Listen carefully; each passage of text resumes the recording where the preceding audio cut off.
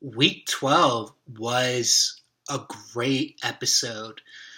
I've got to tell you guys, I really, really enjoyed this episode. It's the first episode that heavily focuses on Cliff, and it's about how Cliff is trying to be good and honest, be a great politician. That's good and honest. But by the end of the episode, everything changes. He decides to get down and dirty and fight like the way that JR fights.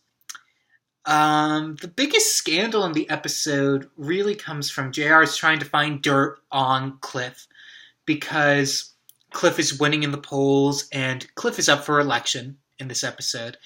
And his opponent, which is the candidate that the Ewings are backing up, is boring.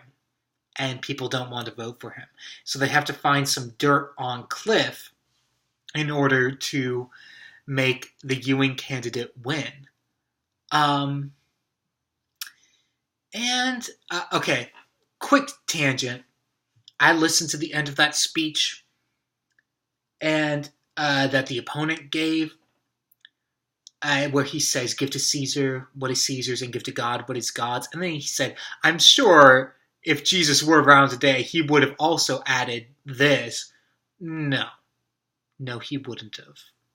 And if you've seen the episode, maybe you agree with what was added, but it's not true. I just had to say that. Now, back to the episode. So JR starts hinting at Cliff has never been married. He's not currently seeing a girl. So maybe he's gay. Now, at the time, this is 1978, that would have ruined that politician's career. You might even make an argument for, in 2015, that would do the same thing. I don't think so. I think that homosexuality is totally embraced pretty much by society, in American society. So we kind of look at this episode and say, what's the big deal? But at that time, that would have been something that was scandalous and people didn't want to talk about. So Pam feels the need to really defend her brother's sexuality, being a heterosexual male. And she says he was engaged to a girl, but she died. And then they ask her, well, what did she die from? And then she realizes, she tries to swallow up her words, but it's too late. The horses are running now. So, they discover that Cliff had gotten this girl pregnant. She was from a very religious family. They were going to be married. And this girl wanted to have an abortion. And it was at the time that abortions were illegal.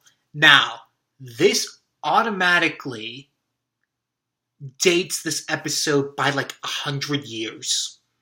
I mean, it's not that big of a dating thing, but it's hard for us in a society where abortion is so prevalent and has been allowed for so many years to think, why would that be scandalous at all? But it was. It was incredibly scandalous for that time period. And the doctor wasn't a real like hospital doctor type. And the girl died during the proceedings. And they ask Cliff, why didn't you share this? And he shares that the family wanted to keep it hidden. And so those are two big scandalous things. And they're both focused on Cliff, and they both involve JR trying to pry and to poke and to see where Cliff's faults truly are. Now, I know I've said this before, but it's true. It's hard for us to look at this episode and to really understand the implications that are being set upon Cliff at that point in American society. because today it wouldn't be any big deal. In fact, the fact that JR is trying to dig up this dirt, or if a candidate said, look, he's gay, so you shouldn't vote for him, or look, he had his fiance get an abortion, you shouldn't vote for him, it probably wouldn't ruin the polls. It probably wouldn't ruin the election. Maybe the abortion thing might have. There's still a fair amount of people that are against abortion. Homosexuality seems to almost be universally accepted in America.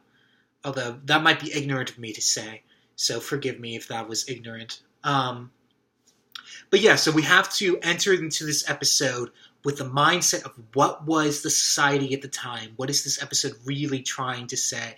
And it's trying to get about you're having fun rooting for JR, but you also want to see JR lose. But the dirt that he's digging up, it seems a lot worse today than it would back then. Outing someone who is gay is deemed morally reprehensive in today's society. That would not have been the case back then, so people would have just kind of shrugged it off. They wouldn't have voted for him, but they would have been glad that they knew that that's who he was. This is not a gay character. So yeah, but at the very end, Cliff calls up his old buddy and asks to kind of cheat his way into the next election. Because that's essentially what the Ewings did to get their candidate into the spot. So Cliff is ready to get down and dirty. Hopefully I didn't offend anybody with this analysis. I was just trying to watch this with the mindset of the time frame and what was truly being said. It's the same thing. No, never mind. Forget that. That's for my other study that I'm doing. But anyways, I will... yeah, I really did like this episode. I am looking forward to next week, although I think next week's is going to be a little bit worse. We have shifted over from Wednesdays to Thursdays on the days that they are airing, because I'm watching this as if it were on air. So that's why the episode review is on Friday. But yeah, I will catch you guys next week, and I hope you just keep coming back with me as we return to South Fork.